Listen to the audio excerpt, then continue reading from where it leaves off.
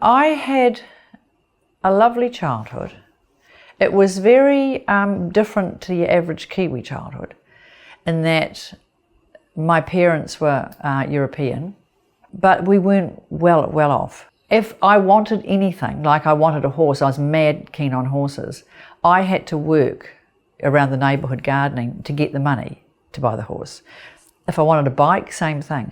Nothing was ever given to me, and what I did get, I had to earn, and which was the best lesson they could have ever taught me. I did a year at Kelston Girls High School. They thought I was kind of unruly. They couldn't understand that I would sit in class and I would just sort of dream about what I was going to do. And the reason for that is I couldn't understand what was going on because I'm severely dyslexic. But I look at it now that it's like a superpower, because what it's done is I guess it's like when anyone has kind of some sort of disability, if you like, you learn to hone other skills. I sense things, I know things. Well, look, MI6 employ dyslexic people for that very reason, because of how we think. I can narrow stuff down. I don't need to hear all the background stuff. Give me the facts and I'll give you the answer.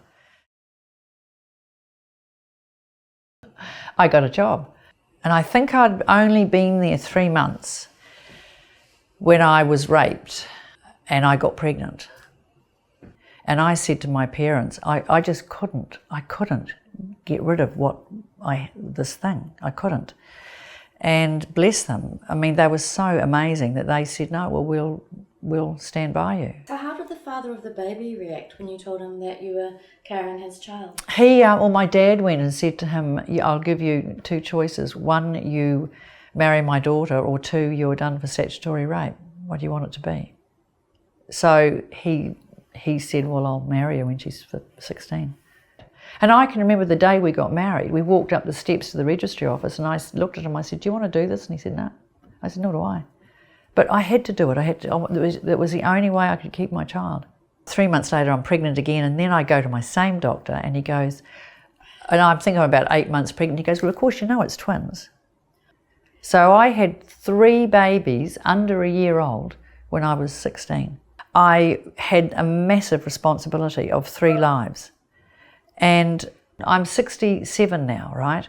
And I think my kids are in their 50s. It's amazing. Kind of from like in my 30s when I've been free of children. I've done it. And I've had this amazing freedom where you've got far more knowledge and you're far more sensible to enjoy everything that you experience. So I went to the UK and I got a job at Harrods. So you had all these Arabs and all these various wealthy people coming in, and they had girls from every nationality. I mean, it was the League of Nations. There was some beautiful looking girls there. And it was just to draw, because all the men came into that part. Perfumery and the cosmetic hall was where all the guys used to congregate. Sure. The store would be closed and you would just have the celebrities come in so they could go through the store without being hassled by people. And then they would close the store off so the royals could come in. And then you saw Princess Diana, and I mean, I also saw her at Harvey Nicks buying tights. Just amazing. She was amazing to look at, just amazing. Well, actually, I kind of pounced on Mohammed. He walked the store every day at 1 o'clock. And he said, and where are you from? I said, I'm from New Zealand. And he called me, from then on he called me Miss New Zealand. And he loved my enthusiasm. So we just kind of clicked on some level. And often when he'd walk the store, he would acknowledge me. And then obviously something happened which helped him, I guess. I was in the loo and girls were talking about stealing things. Now, we knew there was a major problem with in-house theft. I ended up working for the store and helping catch that ring. So I came back from the UK and I thought, well, crikey, I need a job. Maybe I should be a private investigator. So I rang up a couple of guys and I had a meeting with them, and they just looked at me and they said, no, You're never ever going to make it in this industry. And I left there thinking, rightio.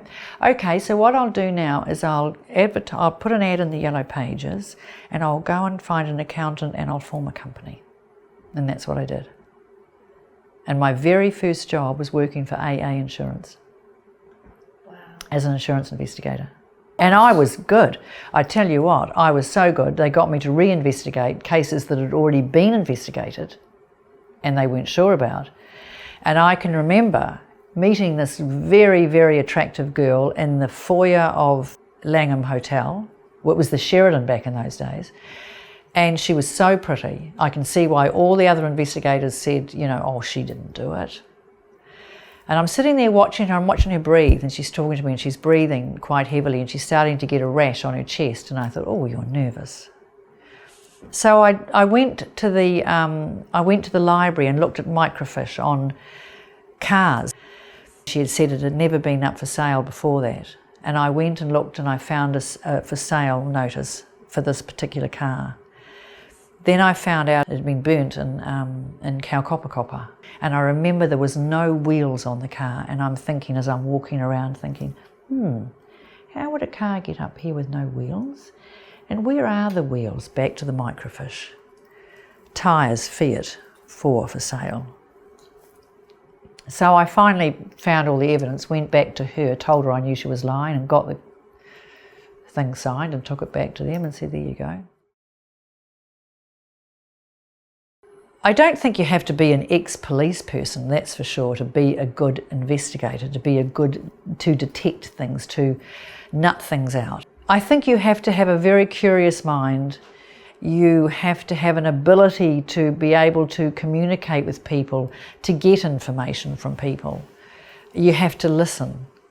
You have to be patient, and that's something that I'm not, hence the fact I don't sit in the cars anymore. Yeah, there's lots of things, but it's that inquiring mind and actually never accepting what you're told, always looking. There'll always be something to find if you look hard enough. Most of my clients are middle to high end, and it's not uncommon for them to say, my husband's seeing prostitutes, but I'm not worried about that. But if someone gets closer, they feel that's more of a threat. What they don't understand is men get attached to prostitutes. It's very common. They get very attached to them. And those prostitutes can become the girlfriend in the guy's eyes. So the wives misread it by thinking, because it's a financial transaction, they feel that's safe. However, if someone is just a girl at work or someone else that they meet, that girl could fall in love with my husband and he might leave me for that girl. But he might leave you for the prostitute too, or start spending more and more money and getting more and more obsessed, which is what they usually do. I think it's both, it's pretty equal, but I think women are far craftier. Women are the ones that get away with it more. Women always have a plan. Women have things worked out. They usually have a girlfriend to help them, whereas guys blunder on it. They don't think, let's be fair, they don't think. And they certainly don't have a plan. That's why more men get caught, just for that simple reason, that they don't think about it. And if they do, they just think, oh, look, you know, no problem, I'll deal with it.